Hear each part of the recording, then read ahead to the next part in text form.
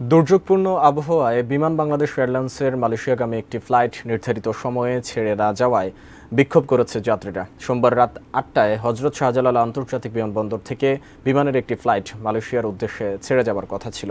নির্ধারিত সময়ে না ছাড়ায় রাত ১২টার দিকে বিক্ষোভ শুরু করেন যাত্রীরা। তাদের অভিযোগ, অন্যান্য ফ্লাইটগুলো ছেড়ে গেলেও তাদের ফ্লাইটটি বাতিল করা হয়েছে। কর্তৃপক্ষ জানিয়েছে, রিমালের কারণে ফ্লাইটটি ছাড়া সম্ভব হয়নি। পরবর্তী ফ্লাইট না হওয়া পর্যন্ত বিমানের নির্ধারিত হোটেলে যাত্রীদের থাকার খাবার ব্যবস্থা করা হয়েছে।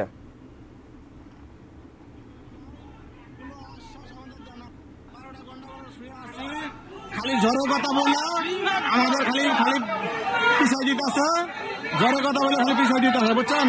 অথচ মালয়েশিয়া অন্যান্য ফ্লাইট চলে গেছে। ফ্লাইটের ওয়েদার খারাপ থাকলে এয়ারক্রাফট তো এটা safe, most safe, most unsafe. সুতরাং আপনারা আমাদের সহযোগিতা করবেন আশা করি। আর আপনারা এখানে আসেন, আপনাদের হোটেলে কথা বলা হয়েছে, গাড়ি আসতেছে এবং বসেন, সবাই আসেন, দেখা যাক। মাঝখানে যারা প্যাসেঞ্জার আছেন আপনাদের খাবারের ব্যবস্থা করা আছে।